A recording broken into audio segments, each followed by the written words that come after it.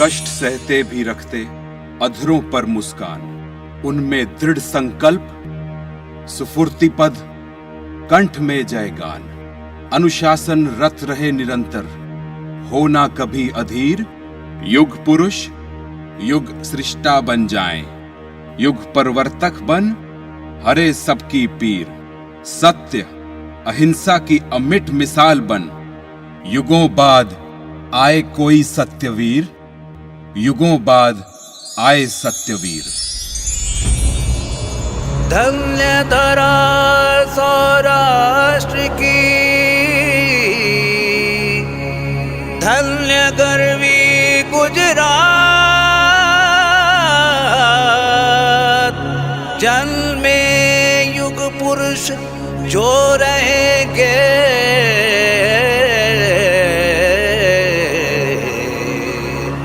युग युगांतर याद।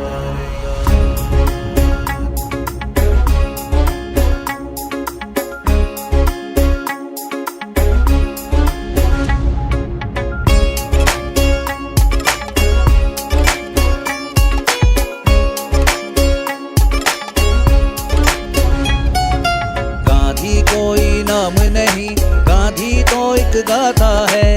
गांधी कोई नाम नहीं, गांधी तो एक गाथा है। ये सत्य है, ये सत्य है, ये सत्य है, ये सत्य है। जग नित नित शीश झुकाता है। गांधी कोई नाम नहीं, गांधी तो एक गाथा है। गांधी कोई नाम नहीं, गांधी तो एक गाथा है।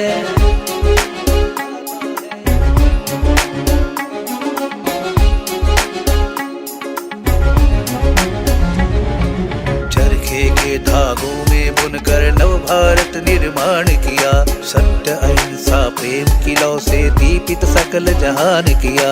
हाड़ मास के पुतले में पर्वत से बड़े सिद्धांत लिए। खड़ग नहीं आवाज उठाई, दुश्मन का संधान किया। भारत पर मर मिटने वाला, सत्य आग्रह करने वाला। साबरमती का संत तपस्वी राष्ट्रपिता कहलाता है। ये सत्य है, ये सत्य है, ये सत्य है, ये सत्य है। जग नित नित शीश झुकाता है। गांधी कोई नाम नहीं, गांधी तो एक गाथा है। गांधी कोई नाम नहीं, गांधी तो एक गाथा है। 2 अक्टूबर 1869 को श्री करमचंद गांधी को पुत्र रत्न की प्राप्ति हुई। उन्होंने इसका नाम मोहन रखा। मोहन से महात्मा तक का सफर तय करने में मोहन के माता पिता की अहम भूमिका रही। मोहन के पिता श्री करमचंद गांधी सिद्धांत प्रेमी थे। सत्य व देश प्रेम की भावना उनमें सर्वोपरि थी। उनकी माता पुतलीबाई एक धर्मिष्ठा व तेजस्विनी स्त्री थी। मोहन के चरित्र निर्माण में उनके माता पिता का प्रभाव अधिक रहा। मिस्टर गांधी, क्या है आपके राजकोट के राज और राज्य में? मुझे देखो, मैं ब्रिटिश गवर्नमेंट का अधिकारी हूँ। मेरा नाम और रुतबा ही अलग है।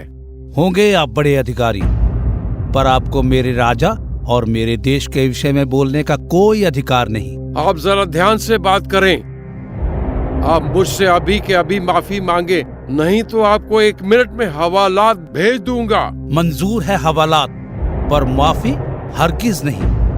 अन्याय के सामने अगर आज मैंने सर झुकाया तो मेरा ये बेटा, जो मुझे गर्व से देख रहा है, तुम्हारी गुलामी करना सीख जाएगा। पिताजी। कोई बात नहीं बेटा। अन्याय सहने वाला अन्याय करने वाले से ज्यादा गुनाहगार होता है।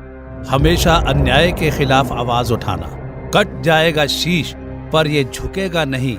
अन्याय से डरकर ये जीवन रुकेगा नहीं। वंदे मातरम, वंदे मातरम।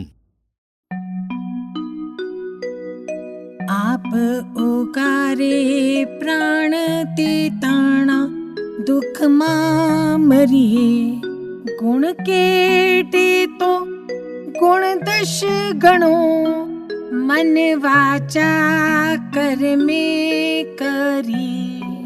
अवगुण केडे जो गुण करे, ते जग मा जीत्यो सही। माँ, इसका क्या मतलब है?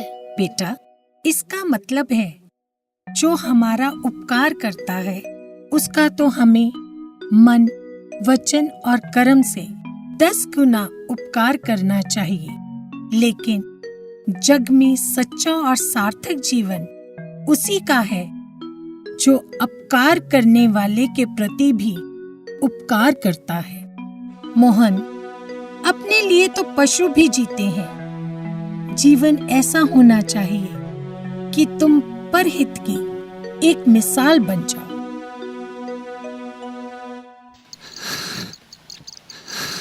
क्या हुआ मोहन, डर क्यों रहे हो? दाई माँ, मुझे अंधेरे से डर लगता है। अरे, अंधेरे से भी कोई डरता है? तुम्हें जब भी डर लगे राम जी को याद करो, वो तुम्हारी रक्षा करेंगे और कोई भी तुम्हारा बाल भी बांका नहीं कर सकेगा। सच? मैं तो राम नाम का जाप करूँगा। राम राम राम राम। इसके बाद न कभी मोहन घबराया, न उसने कभी खुद को अकेला पाया। राम जी उसके साथ जो थे, इसी विश्वास ने उन्हें जीवन भर ताकत दिलाई। अपनी मृत्यु के समय भी श्री राम का नाम उनके होठों पर था। चलो बच्चों, कैटल के स्पेलिंग लिखो। मोहन, ए मोहन, अपने पास वाले लड़के की स्लेट देखो और अपनी गलती सुधारो। मोहन, तुमने मेरी बात पर ध्यान नहीं दिया। तुम अकेले ही ऐसे हो जिसने गलत वर्ड लिखा है। जानता हूँ गुरुजी, पर मैं गलत रास्ता नहीं अपनाना चाहता। मोहन, सुन मोहन। क्या हुआ भैया, आप इतने परेशान क्यों हैं? मोहन, मुझ पर 25 रुपए का कर्जा हो गया है। सब पैसे मांग रहे हैं। सुन, तो पिताजी के संदूक में से रुपए चुरा ला। चोरी? ना बाबा ना, पिताजी मार डालेंगे। फिर एक ही रास्ता है, सुबह सुनार के यहाँ जाकर इस कड़े में से 25 रुपए का सोना कटवा आते हैं। पर भैया ये ठीक नहीं है।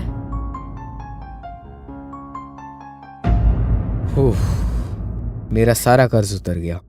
पर अब ये बात अपने तक ही रखना, ज्यादा सत्यवादी राजा हरीशचंद्र मत बन जाना। पूज्य पिताजी, मैं आपके समक्ष अपना अपराध स्वीकार करना चाहता हूँ कि बीड़ी पीने के लिए मैंने नौकर की जेब से पैसे चुराए और भैया ने 25 रुपए का कर्ज उतारने के लिए सोने के कड़े से कुछ सोना कटवा दिया। मुझसे गलती हो गई है। मेरी आत्मा मुझे धिक्कार रही है। कृपया मुझे क्षमा कर दें। पिताजी, पिताजी। क्या है मोहन? ये लीजिए पिताजी। ये क्या? मेरे अपराध पिताजी। मोहन, जीवन में हमेशा सत्य का निडरता से साथ देना। अपने अपराध को स्वीकार कर कभी उसे दोहराना नहीं। और यही मोहन के सच्चा अहिंसक बनने की शुरुआत थी। 13 साल की छोटी उम्र में मोहन की शादी हम उम्र कस्तूरबाई से हुई, जिन्होंने गांधी जी के जीवन में बहुत अहम भूमिका निभाई और ताउम्र इनके साथ एक मजबूत स्तंभ बनकर रही।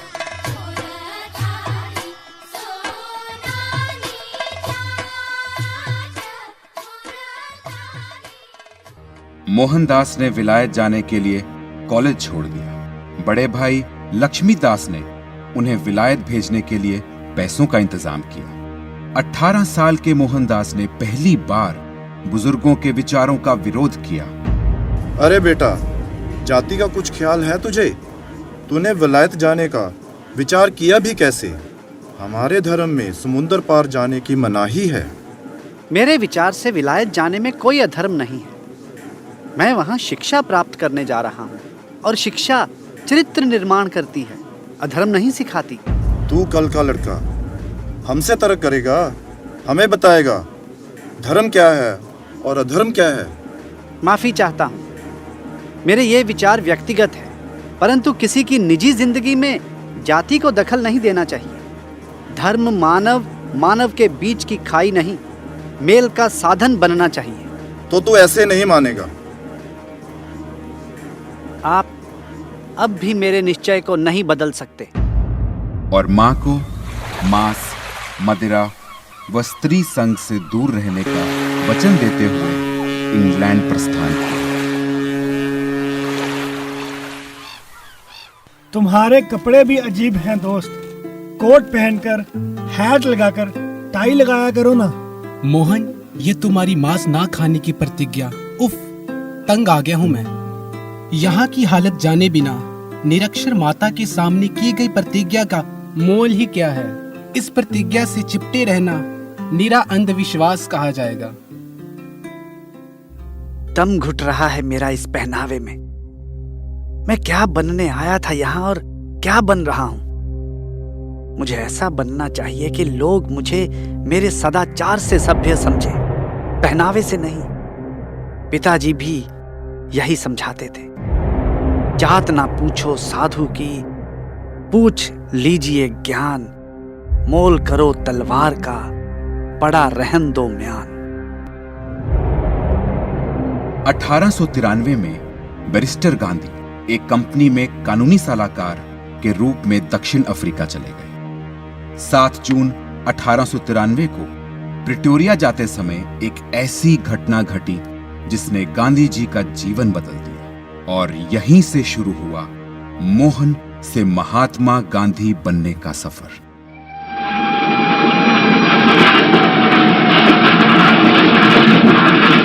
कुली, ये तुम्हें टिकट कहाँ से मिला? मंगवाया था डाक से।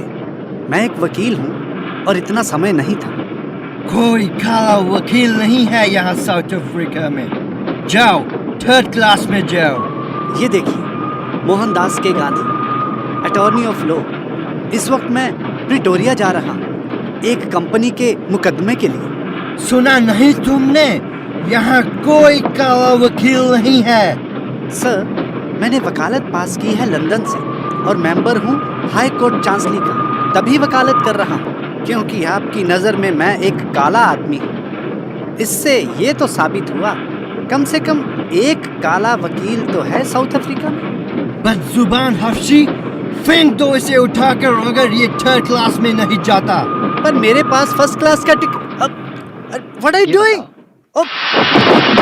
उस पूस की रात में गांधी स्टेशन पर ठिठुरते रहे। दूसरे दिन गांधी जी अपने साथियों मिस्टर खान, मिस्टर बेकर को अपने साथ हुई घटना की जानकारी देते हैं और इस रंग भेद नीति के खिलाफ आंदोलन शुरू करते हैं। मैं लेख लिखूंगा अखबारों में, सबको जागृत करूंगा। हम सब भी इसी राज्य की प्रजा हैं। मैं न्याय का सहारा लूंगा। तुम तैयारी करो, मिलकर आवाज उठाएंगे। मेरे प्यारे भाई बहनों, हम शांति व अहिंसा से मांग करेंगे कि इस समाज में हमें बराबर का नागरिक माना जाए। हमारी सामाजिक हैसियत का सबूत है ये पास, जो हमें हमेशा साथ रखना पड़ता है। पर यह बंदिश यहाँ के लोगों को नहीं है। हमें अपना हक हासिल करने के लिए सबसे पहले ये भेदभाव मिटाना होगा। आप सबसे इल्तिजा है हमारा साथ दें और अपने पास जलाएं, ताकि ब्रिटिश हुक्मरानों को ये अकल आए और हम सबके साथ वो इंसाफ करें।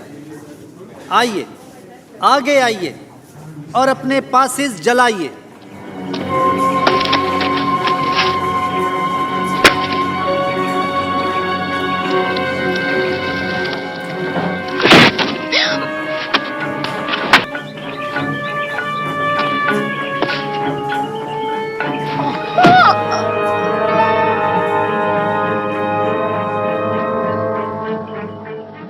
पासिस जलाने की घटना के बाद गांधी जी व कई लोगों को गिरफ्तार कर लिया गया। परंतु ब्रिटिश गवर्नमेंट जानती थी कि गांधी जी ने कोई लॉ नहीं तोड़ा, बल्कि हिंसा ब्रिटिश अधिकारियों ने ही की थी। जनरल स्मट्स जेल में से गांधी जी को बुलाकर उनकी शर्तें स्वीकार कर लेते हैं।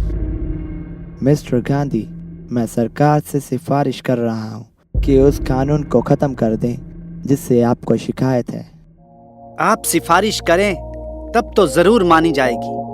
मैं जानता हूं जनरल स्मट्स, अब बाजी हमारे हाथ में है। मैं आने वाले 24 घंटे में सभी कैदियों की रिहाई का ऑर्डर देता हूं।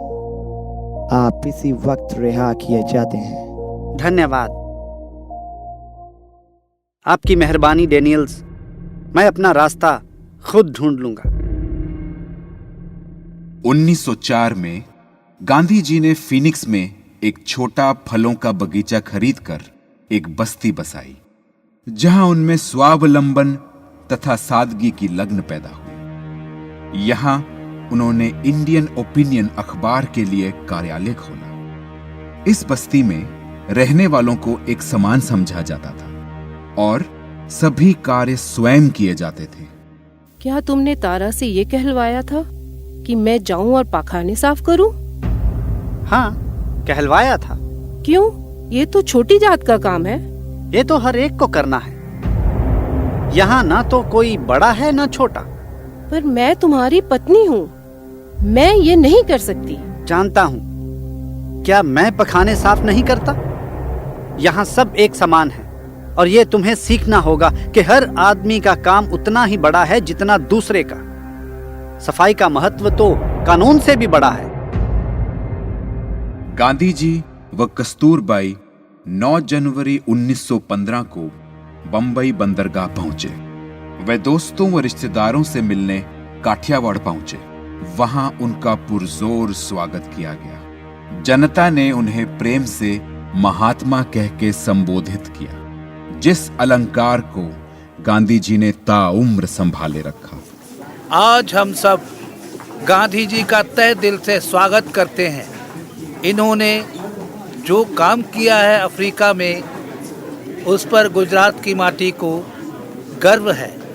गांधी जी जिंदाबाद! गांधी जी जिंदाबाद!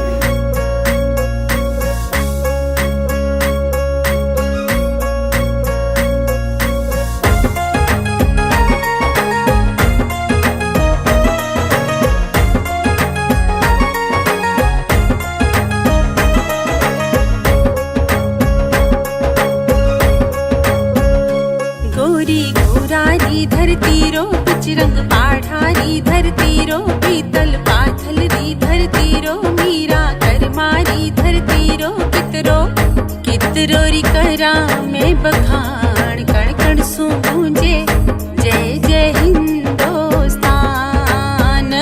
गोरी गोरारी धरती रो रंग पाढ़ारी धरती रो पीतल पाथल री धरती रो मीरा कर मारी धरती रो कितरोरी करा में बखान कण कण सु गूंजे जय जय हिंदुस्तान। घर गूंजा भई धर्म जला, घर गूंजा भई धर्म जला, धर्म जला भई धर्म जला।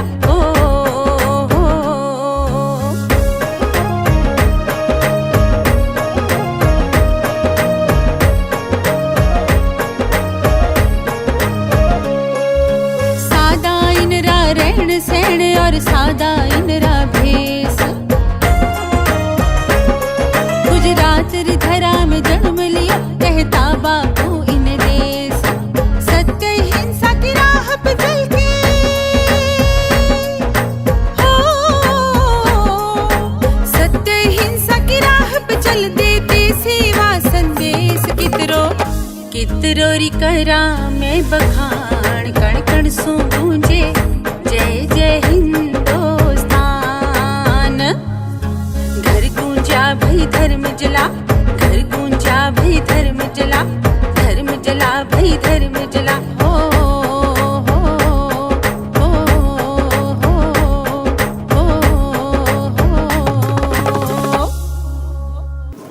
मेरे प्यारे देशवासियों, मैं धन्यवाद करता हूँ आपके प्रेम व भावनाओं का और सदैव इसके लिए आपका आभारी रहूँगा। मैं आपको बता देना चाहता हूँ कि मैं सिर्फ और सिर्फ एक हिंदुस्तानी हूँ। मेरा धर्म सत्य और अहिंसा है। सत्य मेरा भगवान और अहिंसा उसे पाने की साधना। अब मैं मातृभूमि की सेवा करना चाहता हूँ। गांधी जी, आज से आप हमारे लिए महात्मा हैं, महात्मा गांधी। महात्मा गांधी जिंदाबाद! महात्मा गांधी जिंदाबाद!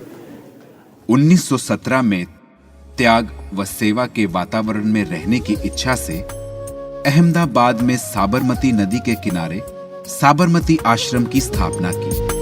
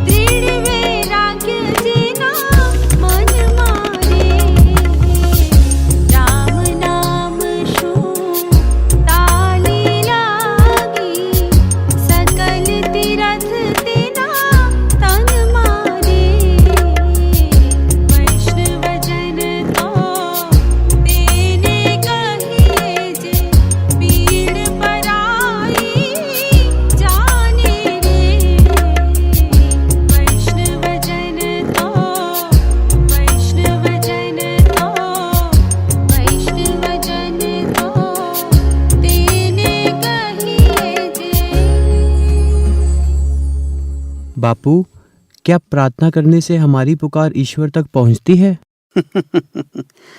प्रार्थना वाणी से नहीं, हृदय से करने की चीज है। ईश्वर को पत्र लिखने में ना कागज चाहिए, ना कलम, दवात, ना शब्द, सिर्फ प्रार्थना। प्रणाम बापू, विनोबा जी आए हैं। आओ विनोबा, आओ। अब तुम यहाँ आश्रम में मेरे साथ ही रहो। पर बापू, आपकी अहिंसा का आदर्श मेरी समझ से परे है। हिंसा के बिना स्वराज्य संभव दिखाई नहीं देता। स्वराज्य मुझे जान से प्यारा है। इसके लिए मैं किसी भी त्याग बलिदान के लिए तैयार हूं। ऐसी हालत में क्या आप मुझे आश्रम में रख सकेंगे?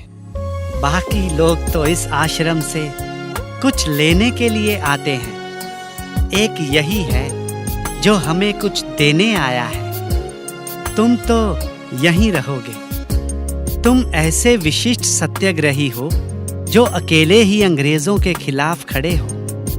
जो तुम्हारे विचार हैं सारी दुनिया के हैं। समाज सुधारक सदैव अल्पमत में रहता है। हमें धैर्य के साथ समय की प्रतीक्षा करनी चाहिए। जिनमें धैर्य है, ऐसे ही विरले लोग समाज को नई दिशा, नवजीवन प्रदान करते हैं। मैं समझ गया बापू कि अहिंसा उन्नति कारक है। हिंसा मुक्त समाज मानवता की उन्नति और उत्कर्ष के लिए आवश्यक है। बापू बड़ी सहजता से बात को समझा देते थे। ऐसी ही एक घटना तब हुई जब एक मारवाड़ी सेठ ने उनसे गांधी टोपी विषय पर प्रश्न पूछ लिया। बापूजी, राम राम। पधारिए सेठ जी, विराजिए। कहिए, कैसे आना हुआ? यहाँ से गुजर रहा था और आपसे भेंट ना करूं, यह तो संभव ही नहीं है बापू। बापू, आपके नाम पर लोग देश भर में गांधी टोपी पहनते हैं और आप इसका इस्तेमाल नहीं करते, ऐसा क्यों? आपका कहना बिल्कुल सत्य है, पर आप अपनी पगड़ी को उतार कर तो देखिए। इसमें से कम 20 टोपियां बन सकती हैं। जब 20 टोपियों के बराबर कपड़ा आप जैसे धनी व्यक्ति अपनी पगड़ी में लगा सकते हैं, तो बेचारे 19 आदमियों को नंगे सिर रहना ही पड़ेगा। उन्हीं 19 आदमियों में से मैं भी एक हूँ। अपव्यय संचय की वृत्ति अन्य व्यक्तियों को अपने हिस्से से वंचित कर देती है, तो मेरे जैसे अनेक लोगों को उस संचय की पूर्ति करनी पड़ती है। एक दिन रात को एक चोर आश्रम में आ गया। चोर नासमझ था, नहीं तो आश्रम में चुराने के लिए भला क्या था। उस समय चोर के पकड़े जाने पर गांधी जी ने जो करुणा दिखाई, उसने वास्तव में गांधी जी को बापू बना दिया। बापू, ये रहा चोर, रात से बांध कर रखा है। माफ कर दे बापू, मुझे माफ कर दे। गुजारा करने के लिए मेरे पास पैसे नहीं थे, इसलिए चोरी करने चला आया। छोड़ दो इसे। नाश्ता किया तुमने? बापू, इस चोर के नाश्ते का तो सवाल ही नहीं उठता। क्यों? ये इंसान नहीं है? इसे ले जाओ और नाश्ता करवाओ। क्षमा करना बहुत कठिन है। हमें पाप से घृणा करनी चाहिए, पापी से नहीं। गांधी जी का श्रम व कच्ची खुराक से स्वास्थ्य खराब हो गया। इलाज करवाने के लिए वह बंबई आए। इसी दौरान स्वस्थ होते होते गांधी जी ने सूत कातना प्रारंभ किया। हर चक्कर में शांति और शुभेच्छा का संदेश देता हुआ चरखा उनके कमरे में गूंजने लगा।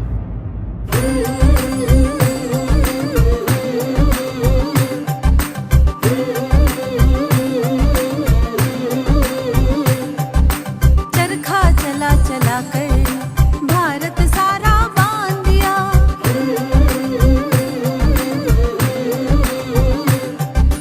चरखा चला चला कर भारत सारा बांध दिया। गोरों का सिंहासन डोला, हर एक बच्चा बच्चा बोला। गोरों का सिंहासन डोला, हर एक बच्चा बच्चा बोला। नारा होठों पे हमें स्वराज दिया। चरखा चला चला कर भारत सारा बांध दिया।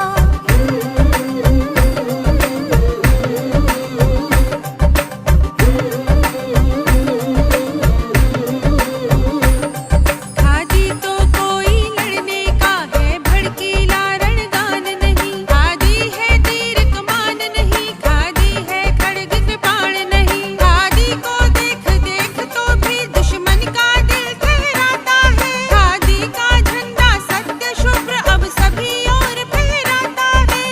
आशाओं को एक नया आयाम दिया। चरखा चला चला कर भारत सारा बांध दिया।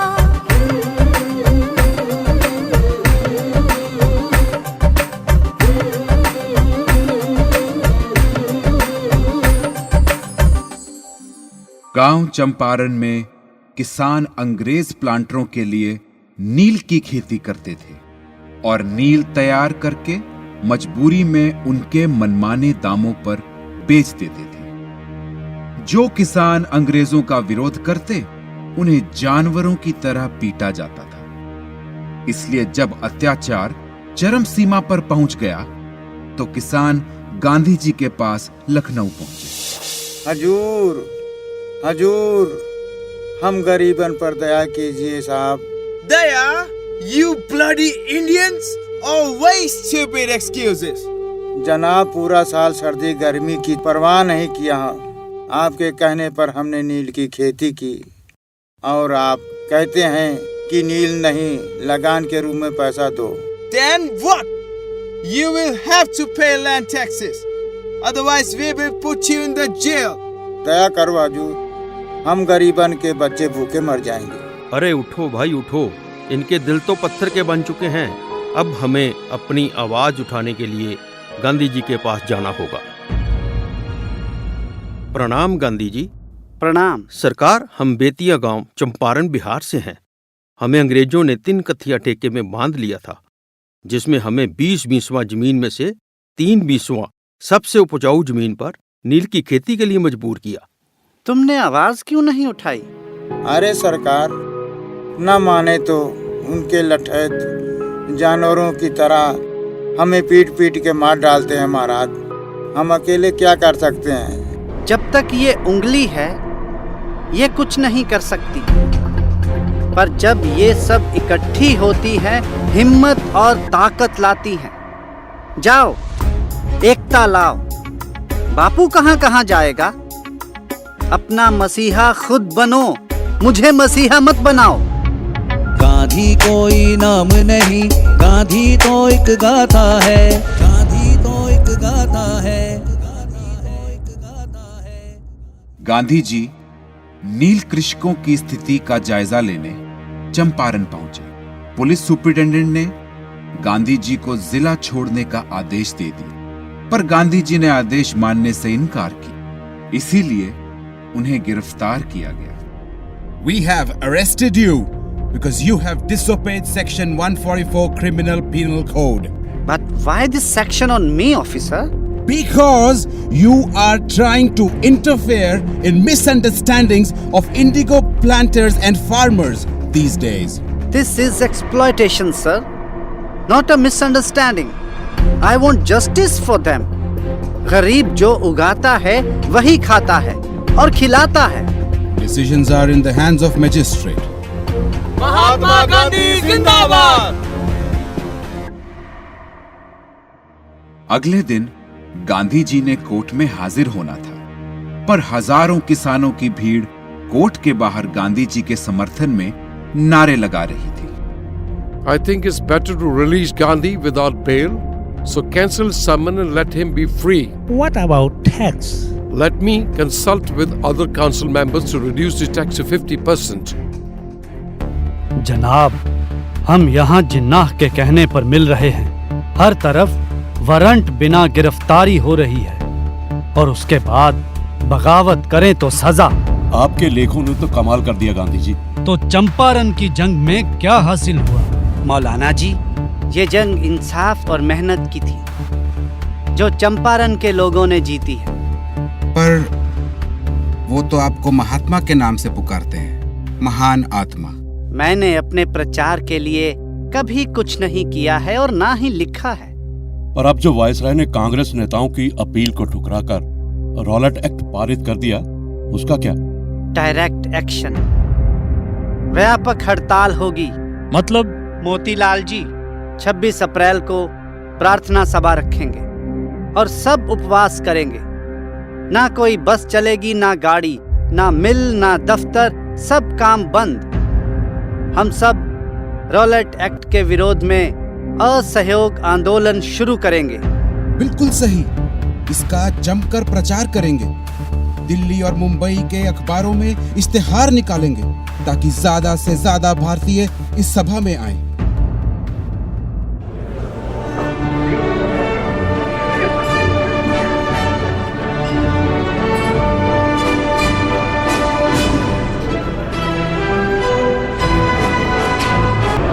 Sir, they are planning to protest against Rowlatt Act. From Bombay and Delhi only? No, from Madras, Karachi, Calcutta and Bangalore. How? No work, no buses, no trains, nothing. Send telegrams to everybody. Okay, sir. One more thing. They will start rally from Victoria Road tomorrow. What? Then arrest him.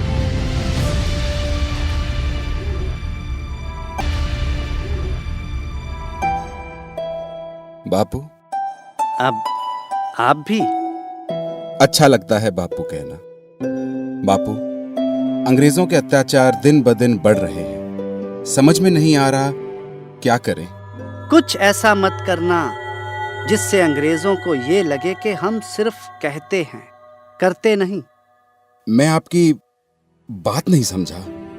हमने हिंसा का रास्ता नहीं अपनाना। हर appeal शांति पूर्वक ढंग से होगी। वो 1 लाख हैं और हम 35 करोड़ भारतीय। अगर हम उनके आगे खड़े हो गए तो वह खुद भारत छोड़कर भाग जाएंगे। रॉलेट एक्ट के विरोध में देशव्यापी आंदोलनों को रोकने का प्रयास चल रहा था। इसलिए ब्रिटिश सरकार ने अमृतसर के बिगड़ते हालातों पर काबू पाने के लिए यहाँ की जिम्मेदारी ब्रिगेडियर जनरल R.E.H. डायर को सौंपी थी। 13 अप्रैल 1919 को जलियांवाला बाग में हजारों लोग इकट्ठे हुए और मार्शल लॉ लगाकर ब्रिटिश सरकार हमारी आजादी और आम जलसों पर रोक लगाकर क्या साबित करना चाहती है? वे हमसे डरते हैं कि हम क्रांतिकारी उनके खिलाफ कुछ ना कर सकें, पर वो भूल गए हैं हम पंजाब के शेर हैं, ना डरे थे ना डरेंगे। Force! Turn right! Bend on knees and fire!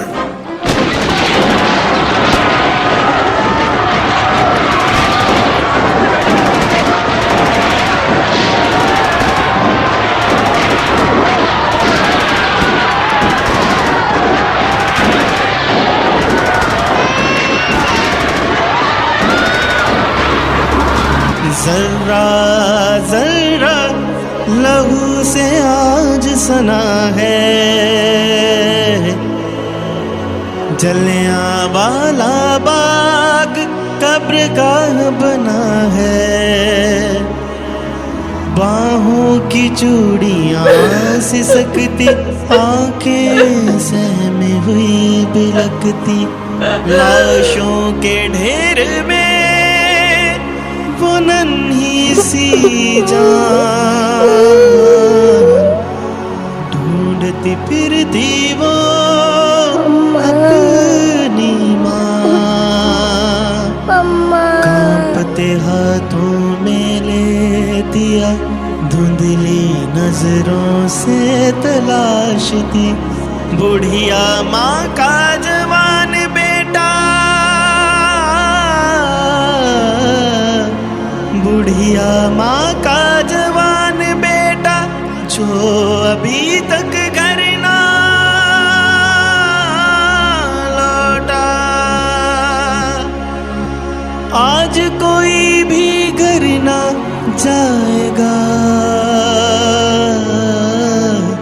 वो इसी बाग में ही समाएगा, वो इसी बाग में ही समाएगा।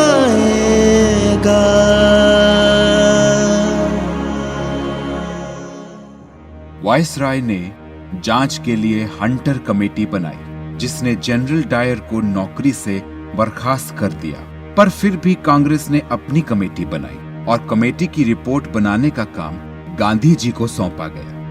इसी दौरान गांधी जी वायसराय से भी मिले। Good evening, gentlemen.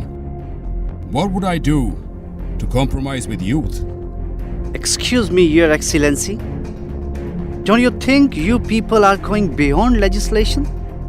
Despite of your best intentions, we Indians feel that you are humiliating us by your ruthless actions.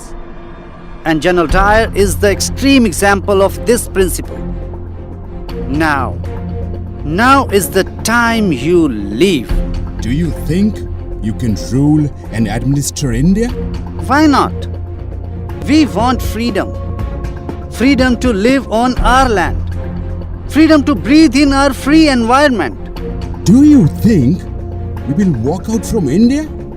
Definitely yes. When 3,050,000 Indians stand in front of you peacefully, non-cooperate you, following non-violence, you will walk out from India very soon. Gandhi कोई नाम नहीं, गांधी तो एक गाथा है, गांधी तो एक गाथा है। जलियांवाला बाग हत्याकांड के बाद कांग्रेस के इतिहास में गांधी युग का आरंभ हुआ, जिसमें शामिल थे सरदार वल्लभ भाई पटेल, पंडित जवाहरलाल नेहरू, डॉक्टर राजेंद्र प्रसाद, सुभाष चंद्र बोस, मौलाना अब्दुल कलाम आजाद और डॉक्टर बी.आर. अम्बेडकर। हमारी कांग्रेस पार्टी किसी एक संगठन की न बनकर जनता की पार्टी बनेगी। गांधी जी, हम सब आपके साथ हैं। हमारा उद्देश्य होगा देश में से गरीबी, छुआछूत को हटाना और राष्ट्रव्यापी आंदोलन करना। कांग्रेस पार्टी जिंदाबाद! कांग्रेस पार्टी जिंदाबाद। असहयोग भारत और गांधी जी के जीवन के एक युग का ही नाम हो गया। असहयोग शांति की दृष्टि से नकारात्मक किंतु प्रभाव की दृष्टि से बहुत सकारात्मक था। यह स्वशासन के लिए एक प्रशिक्षण था जिसने अंग्रेजी राज्य की नींव हिला दी। हमारा देश अंग्रेज सरकार के अन्यायपूर्ण शासन में सहयोग नहीं करेगा। हमें विदेशी कपड़े और विदेशी खाद्य वस्तुओं का बहिष्कार करना होगा ताकि अंग्रेजी सरकार कमज़ोर पड़ जाए।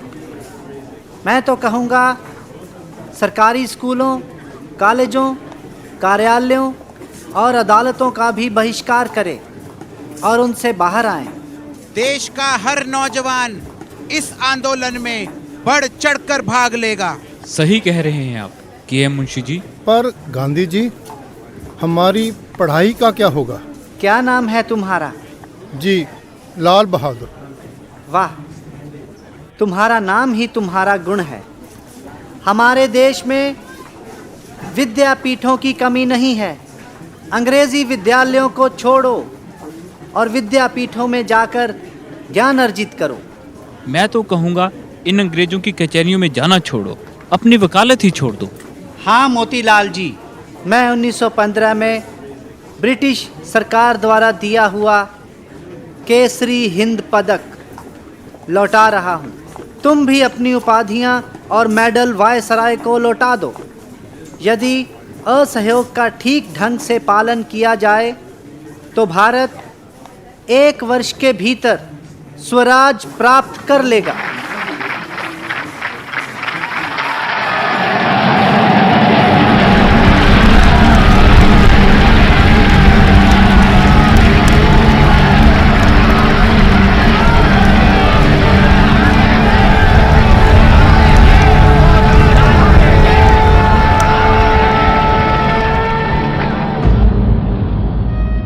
आओ आओ मिस लैड, आओ। मैं तुम्हें मीराबेन के नाम से पुकारूंगा। आज से तुम मेरी बेटी जैसी हो। थैंक यू बापू। हमारे बारे में लंदन के मजदूर क्या समझते हैं? काफी तकलीफ में होंगे। स्वदेशी आंदोलन ने वहाँ के मजदूरों को भी बेरोजगार कर दिया है, पर फिर भी आपके आदर्शों पर वहाँ पर प्रतिदिन अखबारों में लेख आते हैं। और तुम क्या कहती हो?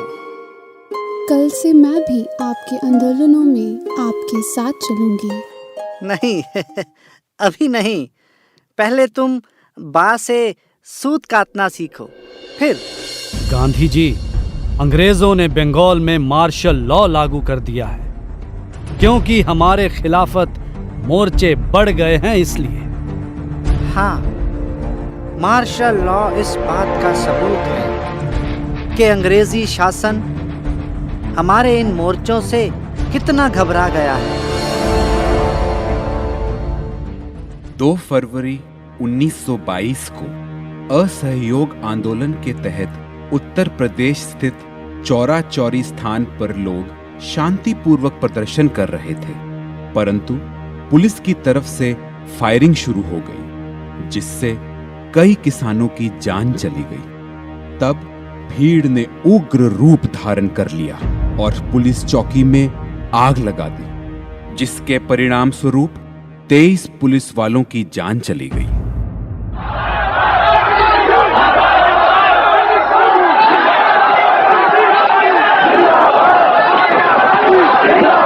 महात्मा गांधी, महात्मा गांधी, महात्मा गांधी। ब्रिटिश राज खत्म हो, ब्रिटिश राज खत्म हो, ब्रिटिश राज खत्म हो, ब्रिटिश। अरे यहाँ हमें बचाओ।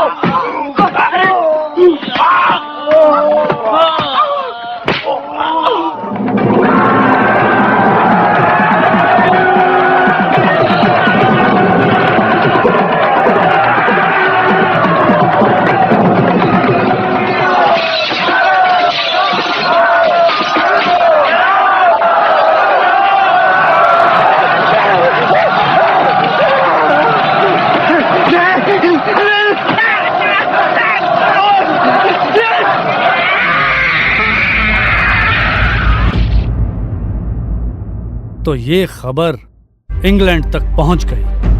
अच्छा हुआ, ये था ईंट का जवाब पत्थर से। कुछ तो आंदोलनकारियों ने करना ही था। अब असहयोग आंदोलन बंद करना होगा, क्योंकि अगर सब ईंट का जवाब पत्थर से देंगे तो तमाम दुनिया खत्म हो जाएगी। इस तरह आंदोलन रोक देना तो कोई समझदारी नहीं। क्यों सुभाष जी? यदि कन्याकुमारी से एक गांव ने अहिंसा का पालन नहीं किया तो इसकी सजा हिमालय के दूसरे गांव को क्यों मिलेगी? ठीक इस समय जब जनता का उत्साह चरम पर है। नहीं, आज पूरा देश आगे बढ़ चुका है। पर किस दिशा में?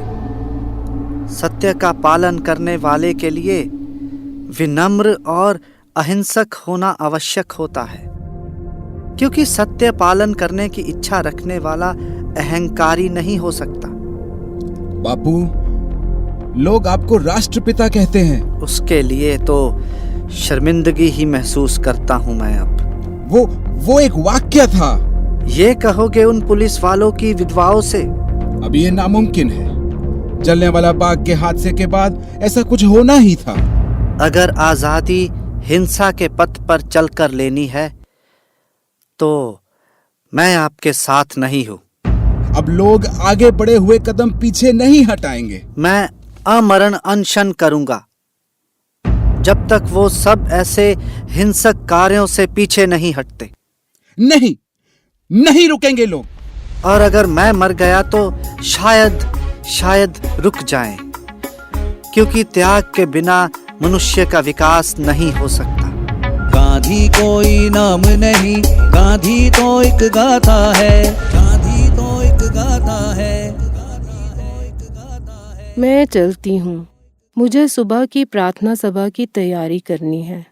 मीरा बहन यही है। बापू, पानी ले लीजिए।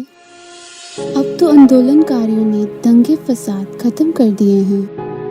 अभी पूरी तरह खत्म नहीं हुए। मानसिक काबू सबसे कठिन है। इसके लिए उत्तम उपाय गीता है। गीता मेरे लिए शाश्वत मार्गदर्शिका है। अपने ही काम के लिए मैं गीता में से आधार खोजता हूँ, और यदि नहीं मिलता है उस कार्य को करते हुए रुक जाता हूँ या अनिश्चित रहता हूँ। याद रखना मीरा बहन, गीता रत्नों की खान है।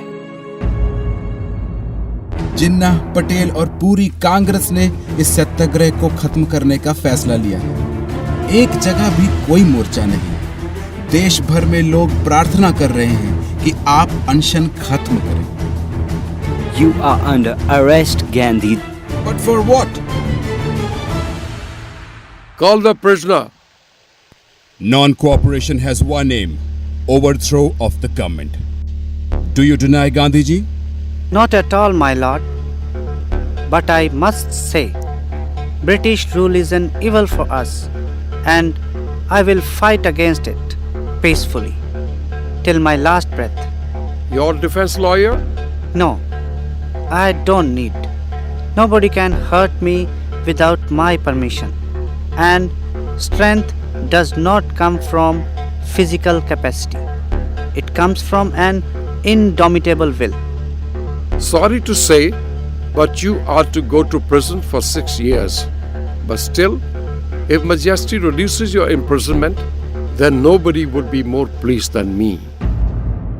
British rule, hi, hi! British rule, hi, hi!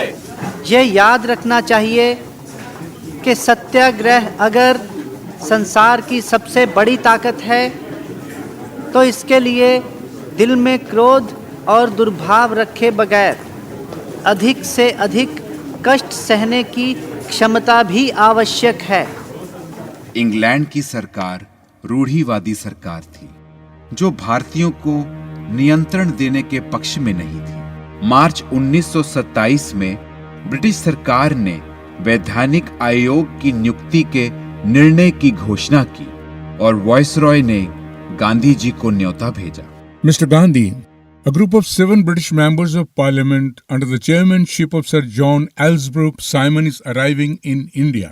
The objective is to discuss and examine the constitutional reforms in India, which is Britain's most important colonial dependent state. क्या इस कमीशन में कोई भारतीय भी होगा?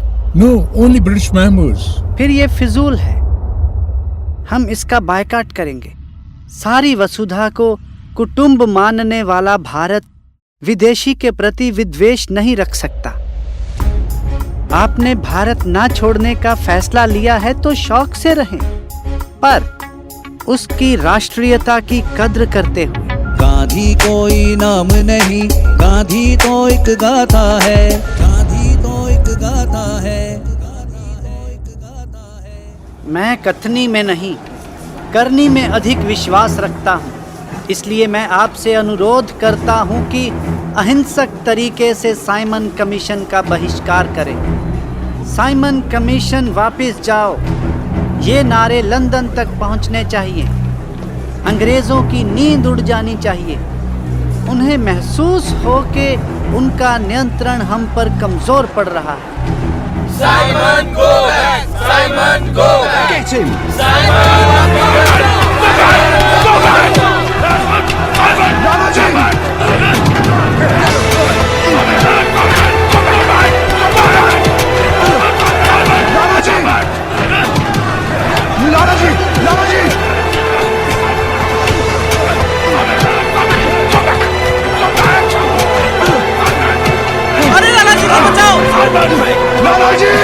मेरे शरीर पर पड़ी एक एक लाठी ब्रिटिश सरकार के ताबूत में एक एक कील का काम करेगी। भड़की आग को ठंडा करने के लिए वायसरॉय ने भारत को कनाडा जैसे डोमिनियन स्टेटस देने का झूठा वायदा किया, पर 31 दिसंबर 1929 को गांधी जी ने अंग्रेजों के आगे संपूर्ण स्वतंत्रता की मांग की। हम आजादी लेकर रहेंगे, हम आजादी लेकर रहेंगे। झूठे वादे बंद करो, झूठे वादे बंद करो।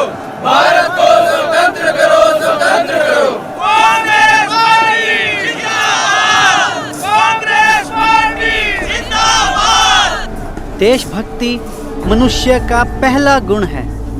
इसके बिना कोई भी संसार में सिर उठाकर नहीं चल सकता। मुझे गर्व है कि मैं इस धरती पर पैदा हुआ हूँ।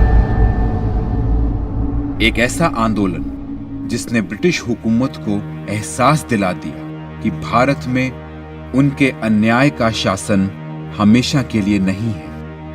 भारतीयों को नमक की भारी कीमत चुकानी पड़ती थी, जबकि भारतीय समुद्री तटों पर नमक आसानी से बनाया जा सकता था। इस मुद्दे ने पूरे देश में जाति भाषा की सभी दीवारें तोड़ दी। 12 मार्च 1930 को गांधी जी ने साबरमती आश्रम से दांडी गांव तक अपने 78 स्वयंसेवकों के साथ पैदल मार्च किया। हम अहिंसा से ये आंदोलन करेंगे और उनके नियम और कानून भी नहीं मानेंगे। साथियों, हिम्मत ना हारना। वंदे मातरम! वंदे मातरम! चल पड़े जिधर दो डगमग में, चल पड़े कोटि पग उसी ओर। चल पड़े जिधर दो डगमग में, चल पड़े कोटि पग उसी ओर। बढ़ गई जिधर भी एक दृष्टि, बढ़ गई जिधर भी एक दृष्टि, उठ गए कोटि दृग उसी ओर। राम राम राम राम राजा राम राम राम राम राम राम राम राम राजा राम राम राम राम राम राम राम राजा राम राम राम राम राम राम राम राजा राम राम राम राम राम राम राम राजा राम राम राम राम राम राम राम राजा राम राम मैं शांति दूत गांधी जी का तहे दिल से स्वागत करती हूँ। धन्यवाद सरोजिनी नायडू जी। ये एक ऐसी वीरांगना है जो कभी संकटों से घबराती नहीं। मैं समस्त नारी शक्ति को प्रणाम करता हूँ। हर आदमी को नमक चाहिए, वैसे ही जैसे हवा और पानी। ये नमक हमारे समंदर का है, इस पर हर हिंदुस्तानी का हक है। अंग्रेजी सरकार केवल शक्ति के आगे जवाब देती है। हम आज उन्हें सत्य अहिंसा की शक्ति से परिचित करवा देंगे। अहिंसा के साथ शुरू हुआ ये मार्च ब्रिटिश राज्य के खिलाफ बगावत का बिगुल बनकर उभरा। इस सत्याग्रह ने अंग्रेजी सरकार को हिला कर रख दिया। लोगों पर अत्याचार बढ़ते जा रहे थे और गांधी जी को भी गिरफ्तार कर लिया गया, परंतु लोगों में आजादी का जुनून अब भी बरकरार था। गांधी जी को राउंड टेबल कॉन्फ्रेंस के लिए कांग्रेस के प्रतिनिधि के रूप में नामजद किया गया। अगस्त 1931 को मदन मोहन मालवीय, सरोजनी नायडू और बड़े नेता लंदन के लिए उन्हें विदाई देने आए। Complete independence for Hindu India, Muslim India, or India of princely states. We have to think about all. Religions are different paths to reach at one destination. But if we have decided India to be independent, then what matters about Hindus and little percentage of Muslims, majority or minority? It's for all. Gandhi ji खाली हाथ भारत लौटे, पर उनका विश्वास आसमान को छू रहा था। तो सच्चाई ये है कि आपकी कश्मकश और जद्दोजहद के बावजूद उन्होंने ये मुहिम बंद करके आपको लंदन से खाली हाथ वापस भेज दिया। वो हमें बांटना चाहते हैं, पर मैं ऐसा नहीं होने दूंगा। रही बात आजादी की, तो वो हमें मिलकर रहेगी, आज नहीं तो कल। पर कब तक सहेंगे उनकी गुलामी? मुझे नहीं मालूम, पर मैं चाहता हूँ वो जब भी भारत छोड़ें, हम दोस्ती से विदा करें, लड़ाई से नहीं। गांधी कोई नाम नहीं, गांधी तो एक गाथा है, गांधी तो एक गाथा है। हिंदू समाज में जिन जातियों या वर्गों के साथ अस्पृश्यता का व्यवहार किया जाता था, उन्हें अस्पृश्य या दलित नाम से पुकारा जाता था। छुआछूत हमारे राष्ट्र का अभिशाप है, इसलिए इसे तो हमें हर सूरत और हर हालत में अपने से दूर भगाना ही पड़ेगा। ये उतना आसान नहीं जितना आप सोचते हैं बापू। मुश्किल भी नहीं। अगर आत्मा एक है और ईश्वर एक है, तो फिर अछूत कोई हो ही नहीं सकता। ये सब भी उसी हरि की संतान हैं जिसके हम हैं। आज से हम इन्हें हरिजन के नाम से पुकारेंगे, हरि के जन। आपको महात्मा कहकर बुलाना ही सही है, महान आत्मा। ऐसी बात नहीं है। मैं तो मानता हूँ कि भंगी या अछूत कहे जाने वाले उसी प्रकार आदर भाव के पात्र हैं, जिस प्रकार बचपन में मल मूत्र उठाने और धोने वाली माता आदरणीय है। आपकी पवित्र सोच ही भारत को मजबूत नींव दे सकती है। भारत छोड़ो आंदोलन 9 अगस्त 1942 आजादी से पूरे 5 साल पहले शुरू हुआ। इसका दूरगामी परिणाम सुखदायी रहा, इसलिए इसे भारत की स्वाधीनता के लिए किया जाने वाला अंतिम महान प्रयास कहा गया। हम आवाम को अपनी मर्जी जाहिर करने से रोक नहीं सकते, और ना ही हम लोग साम्राज्यवादी नीतियों के सामने झुक ही सकते हैं। अब समय आ गया है कि अंग्रेज देश छोड़कर चले जाएं। उनके सरकारी नौकर, आर्मी ऑफिसर्स, ब्यूरोक्रेट्स सभी के सभी ये भारत छोड़ दें। भारत छोड़ो का प्रस्ताव सरकार को प्रस्तुत करना ही पड़ेगा। मैंने कांग्रेस से प्रतिज्ञा की है और कांग्रेस करने और मरने के लिए प्रतिज्ञाबद्ध है। सरकार ने जन संघर्ष के शुरू होने की प्रतीक्षा नहीं, रातों रात गांधी जी और देश के अन्य नेताओं को भी गिरफ्तार कर लिया गया।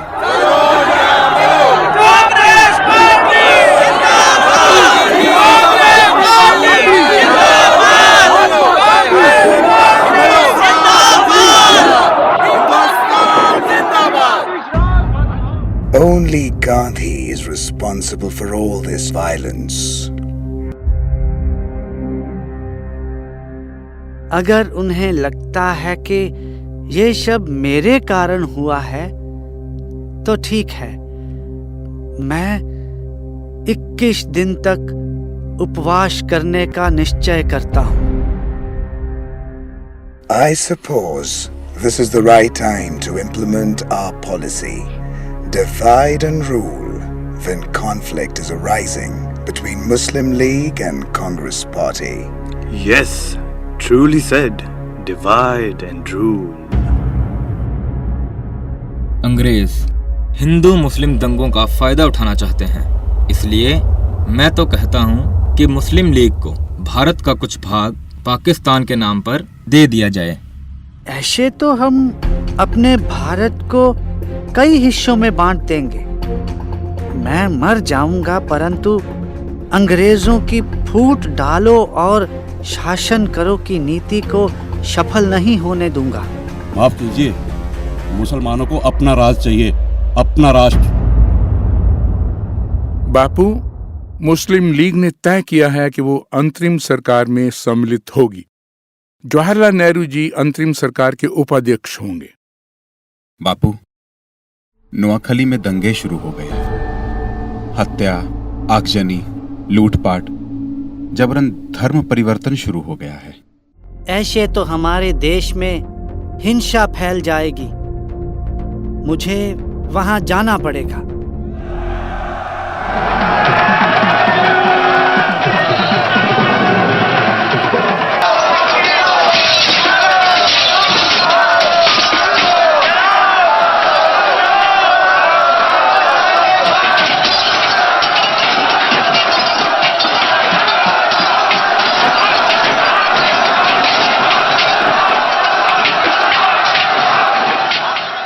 हर प्रांत में हर आदमी हिंदुस्तानी है, चाहे वो किसी भी जाति से हो।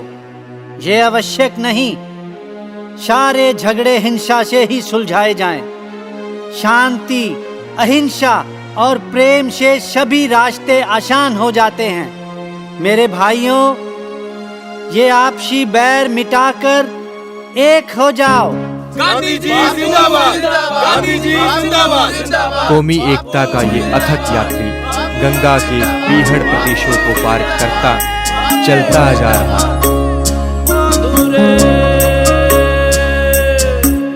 যদি তোর ডাক শুনে কেউ না আসে, তবে একলা চলো রে। যদি তোর ডাক শুনে কেউ না আসে, তবে একলা চলো রে। তবে একলা চলো, একলা চলো, একলা চলো, একলা চলো রে। তবে একলা চলো, একলা চলো, একলা চলো, একলা চলো রে।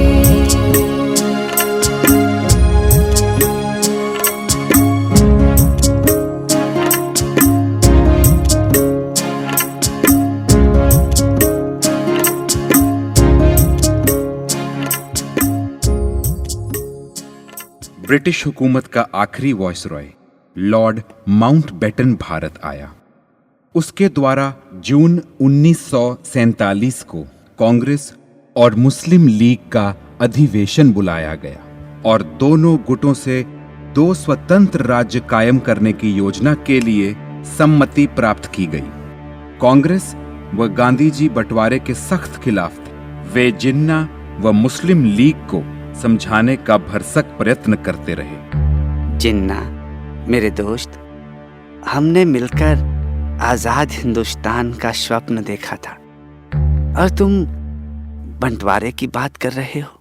गांधी जी, मुझे हिंदुस्तान की आजादी से कोई सरोकार नहीं। मुझे सरोकार है मुसलमानों की गुलामी से। मेरे भाई जिन्ना, तुम गलत सोच रहे हो। ये मैं हरगिज बर्दाश्त नहीं करूंगा कि अंग्रेजों के जाने के बाद हम पर हिंदुओं की हुकूमत हो। सरदार जी, पंडित जी, आप इन्हें बताइए ना, हिंदू और मुसलमान इस देश की दो आंखें हैं। ना ही यहाँ कोई मालिक है, ना गुलाम। इस दुनिया के सब लोग महात्मा गांधी नहीं हैं। आम लोगों की बात कही है मैंने। बंटवारा तो होना ही है। हमारे हिंदुस्तान में तो हर शहर, हर गांव में हिंदू और मुसलमान रहते हैं। किस तरह मुमकिन है ये बंटवारा? पंडित जी सही कह रहे हैं। मुस्लिम देश के हर हिस्से में बड़ी तादाद में है। उसकी फिक्र करेगा पाकिस्तान। तुम अपनी फिक्र करो। एक आखिरी कोशिश गांधी जी फिर से करना चाहते थे ताकि बंटवारा टल सके। आज देश की आजादी के घोषणा पत्र पर हस्ताक्षर करने से पहले देश का विभाजन रोकने के लिए एड़ी चोटी का जोर लगा देना चाहते थे। तंग आ गया हूँ तुम्हारे कौमी दायरों से। यहाँ हर कोई अपने आप को हिंदू, मुस्लिम, सिख, ईसाई बताता है, परंतु कोई हिंदुस्तानी नहीं बताता। जब तुम झंडे लेकर चिल्लाते हो तो दूसरे भाई घबरा जाते हैं। ऐसा हिंदुस्तान नहीं चाहिए मुझे। मीटिंग में मोहम्मद अली जिन्ना ने अपने इरादे स्पष्ट कर दिए कि उन्हें सिर्फ मुसलमान कौम से ही सरोकार है। गांधी जी ने देश के बंटवारे को रोकने का हर मुमकिन प्रयास किया, परंतु असफल रहे। मेरे भाई, मेरे दोस्त जिन्ना, तुम और मैं एक ही धरती के बेटे हैं। तुम्हें कोई मसला हो तो पहले उसे खत्म कर लेते हैं। मुझे यकीन है पंडित जी कुर्सी छोड़ देंगे। उनकी जगह तुम खुद प्रधानमंत्री बन जाओ, अपनी सरकार स्वयं बनाओ। बापू, आपकी यही मंशा है तो हम सब उसे मानेंगे, पर चारों तरफ कौमी दंगे हो रहे हैं। अगर आपने ये किया तो उनको कोई नहीं रोक सकेगा, कोई नहीं। आखिर क्या सोचा? आप आजाद पाकिस्तान, आजाद हिंदुस्तान चाहोगे या फिर सिविल वॉर? जिन्ना, मैं तो ऐसा देश प्रेमी हूं जो अहिंसा को ही परम धर्म मानता हूं। 15 अगस्त 1947 को सदियों की नींद व स्वतंत्रता के अविरत संग्राम के बाद गुलामी का अंधेरा पार कर हिंदुस्तान आजादी की भोर देख रहा था।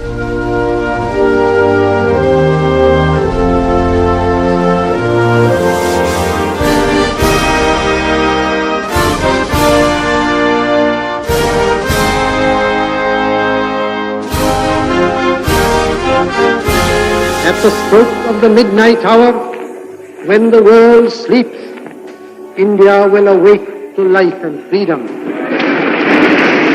परंतु इस सत्ता के तबादले के कारण देश को बहुत भारी कीमत चुकानी पड़ी। पीढ़ियों से जुड़े संबंधों को तोड़कर बहुत बड़ी तादाद में स्त्री पुरुष, बच्चे बेघर होकर सुरक्षा की खोज में चल पड़े।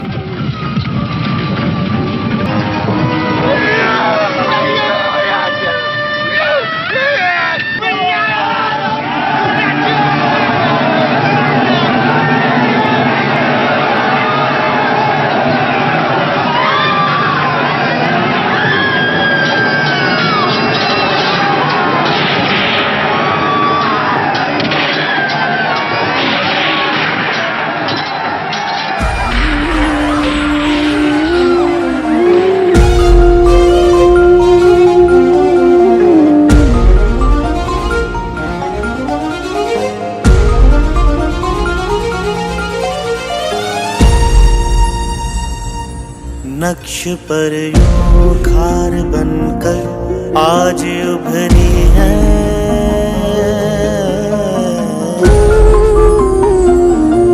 कहर की दीवार बनकर आज उभरी है।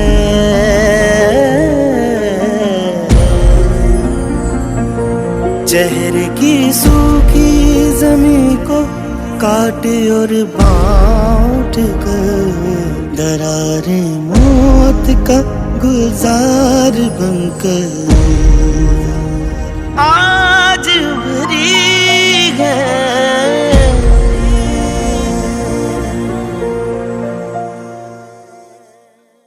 पूरे देश में दंगे भड़के हुए हैं, करोड़ों बेघर हो गए हैं, मरने वालों का तो कोई हिसाब ही नहीं है। वहां कलकत्ते में मुसलमानों ने मार काट मचाई और अब हिंदू ले रहे हैं बदला। हाँ, ईंट का जवाब पत्थर से देने पर तो पूरा देश ही खत्म हो जाएगा। बापू, आप कहाँ जा रहे हैं? कलकत्ता। ऐसा लगता है देश से इंसानियत मिटती जा रही है। खून के बदले खून का नारा जंगी है। हिंदुस्तान की आजादी आज खतरे में है। मैं अगर हिंसा को रोक ना सका तो मेरे जीवन का कोई अर्थ नहीं। गांधी जी अनशन पर है, उनकी जान खतरे में है। वजह है हमारा पागलपन।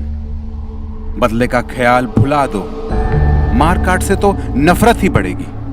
भाइयों की तरह इज्जत और प्यार से गले मिल जाओ। ये रहे हथियार, ये हमारा वचन है। दंगे खत्म, कोई हत्या नहीं। जाओ, ईश्वर भला करे। ये खाओ खाओ। मैं तो नरक जाऊंगा पर तुम्हारी हत्या का पाप अपने सर नहीं लूंगा। ये तो ईश्वर ही जानता है कौन नरक जाएगा। मैंने हत्या की है। एक बच्चे का सर दीवार पर दे मारा, काट डाला। मुसलमान था। इस दुख से बचने का एक उपाय है। एक अनाथ बच्चा लो और उसकी परवरिश करो।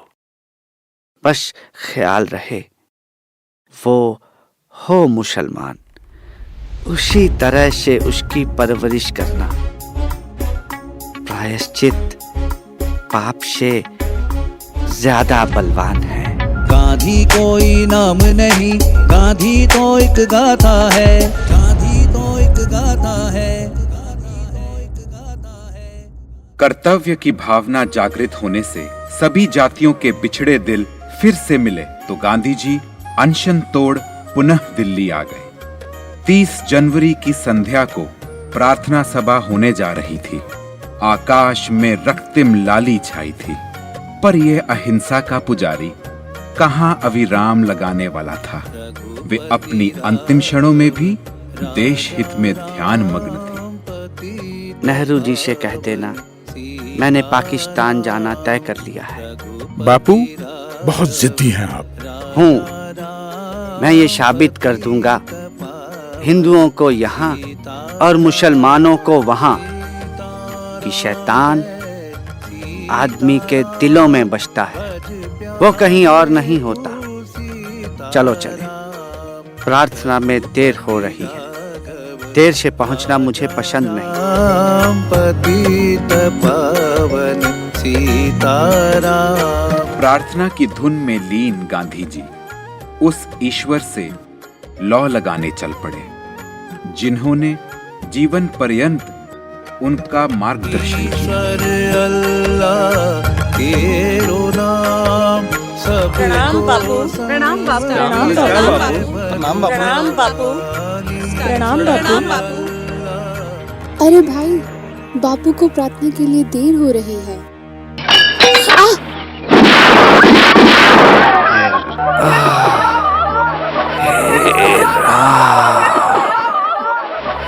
हे राम,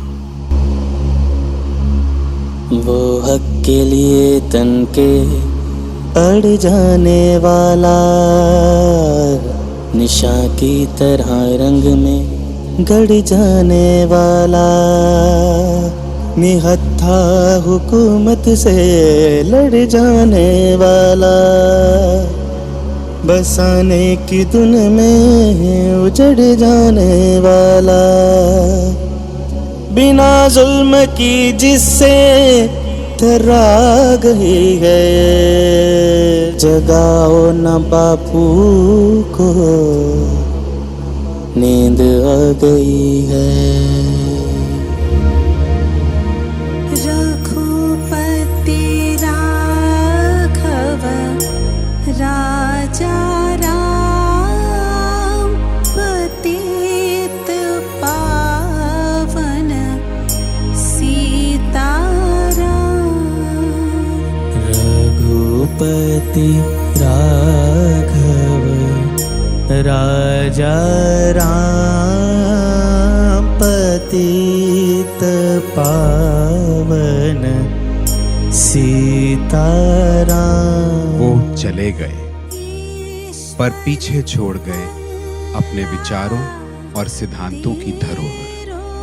महात्मा गांधी ने भारत के स्वर्णिम भविष्य की बागडोर Pandit Jawaharlal Nehru, Sardar Vallabh Bhai Patel, B.R. Ambedkar, K.M. Munshi, doctor Rajendra Prasad और मौलाना अबुल कलाम आजाद जैसे मजबूत हाथों में सौंपी और सदा सदा के लिए अमर हो गए। उनके प्रति सर्वोत्तम श्रद्धांजलि यही होगी कि हम उनके विचारों व सिद्धांतों को अपनाएं और उनका देखा हुआ भारत का स्वप्न साकार करें।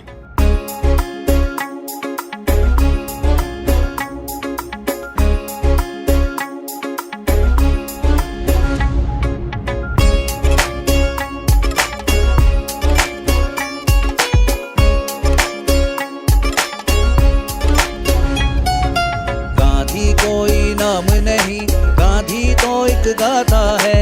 गांधी कोई नाम नहीं, गांधी तो एक गाथा है। ये सत्य है, ये सत्य है, ये सत्य है, ये सत्य है। जग नित नित शीश झुकाता है। गांधी कोई नाम नहीं, गांधी तो एक गाथा है। गांधी कोई नाम नहीं, गांधी तो एक गाथा है।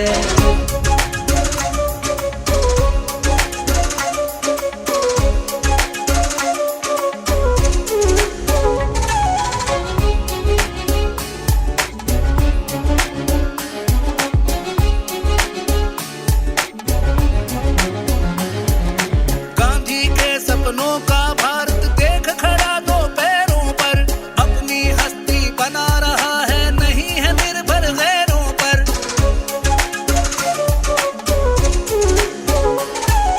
गांधी के सपनों का भारत देख खड़ा दो पैरों पर, अपनी हस्ती बना रहा है, नहीं है निर्भर गैरों पर। चेहरे पर खुशहाली इसके, खेतों में हरियाली इसके,